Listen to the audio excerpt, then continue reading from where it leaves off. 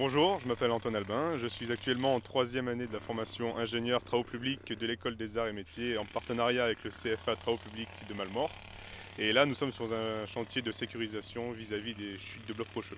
J'ai fait un bac scientifique en 2012, je l'ai obtenu en 2012, après je me suis orienté vers un BTS travaux publics. Et ensuite j'ai postulé au concours de la formation d'ingénieur du CFA et que j'ai obtenu. Et maintenant, ça fait 3 ans que je suis dans cette école. Et je suis en apprentissage dans l'entreprise GTS. C'est une filiale du groupe NGE. Alors pourquoi les TP? Pourquoi avoir choisi cette filière-là?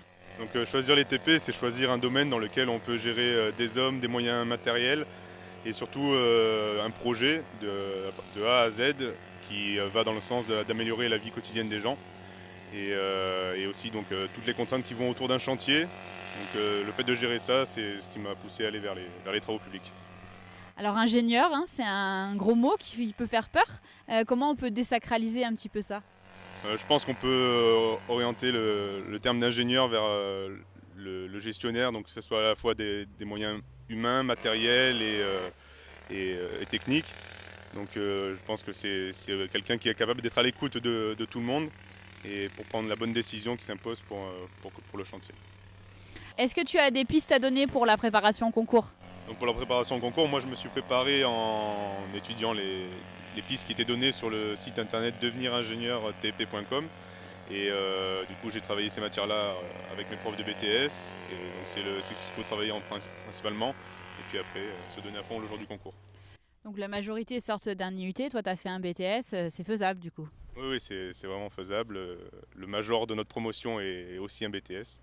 Donc ça vaut le coup de postuler en tant que BTS à cette formation. Alors une fois que tu as été pris du coup dans la section ingénieur, il a fallu rechercher une entreprise puisque tu as un statut d'apprenti en alternance. Comment ça s'est passé? Quels moyens t'ont été donnés pour ça? Donc au mois de juin, après l'acceptation, le CFA a mis en place un grand speed dating, si on peut appeler ça comme ça, avec plusieurs entreprises qui étaient conviées et donc auxquelles on passait des mini-entretiens d'embauche. Et à la suite de ça, certains ont eu leur boîte d'apprentissage par ce biais-là. Moi, c'était complètement différent. C'était en me promenant sur un chemin, je suis tombé sur l'entreprise GTS qui faisait des travaux d'accès difficiles. Et donc j'ai parlé avec le chef de chantier qui est le même que pour ce chantier-là.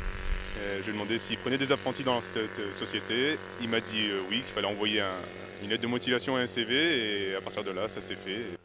Est-ce que tu peux nous parler du rythme, notamment de la formation? Alors on a déjà parlé de l'alternance, mais voilà, du rythme en général.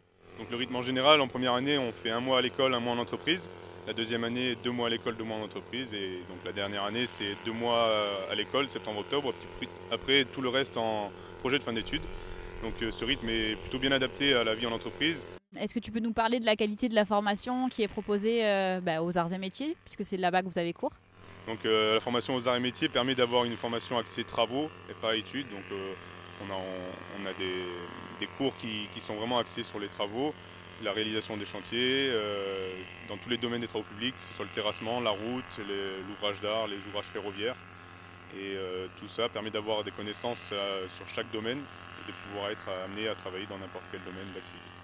Alors justement, est-ce que tu peux nous parler de la progression en termes d'activités et de responsabilités qui vous sont données en entreprise?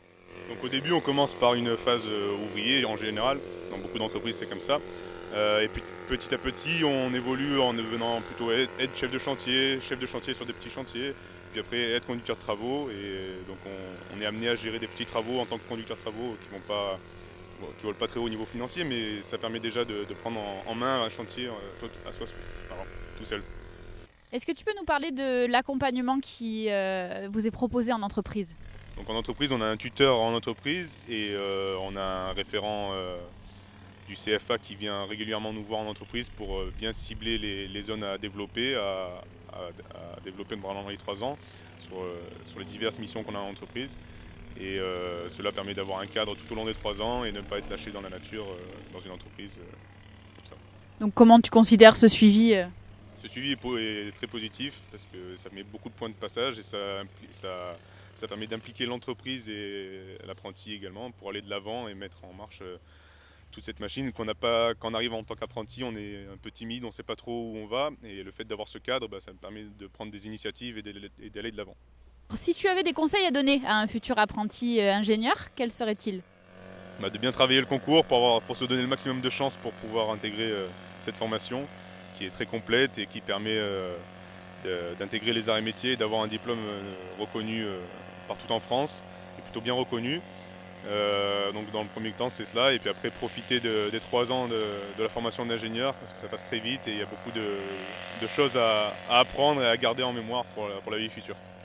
Alors justement, qu'est-ce que tu penses soit de l'alternance école-entreprise, contrairement à ceux qui font la formation ingénieur en initiale? Alors ça permet d'être immergé au plus tôt dans une entreprise de travaux publics par exemple. Notamment la première année est beaucoup consacrée sur le terrain, donc on fait beaucoup de phases d'ouvriers. Et petit à petit, on évolue vers d'autres postes qui vont plus sur la gestion du personnel et de petits chantiers. Et donc c'est ça qui est vraiment bien comparé à quelqu'un qui sortirait d'une formation initiale où dès qu'il arrive dans la vie active, il a besoin d'assimiler toutes ses connaissances, alors que nous, on a eu le temps de les étaler sur les 3 ans. Pourquoi cette formation d'ingénieur? Parce que c'est la seule qui est spécialisée dans les travaux publics et notamment axée travaux et pas études. Donc si on veut continuer dans les entreprises de travaux, c'est la meilleure formation qu'on puisse trouver.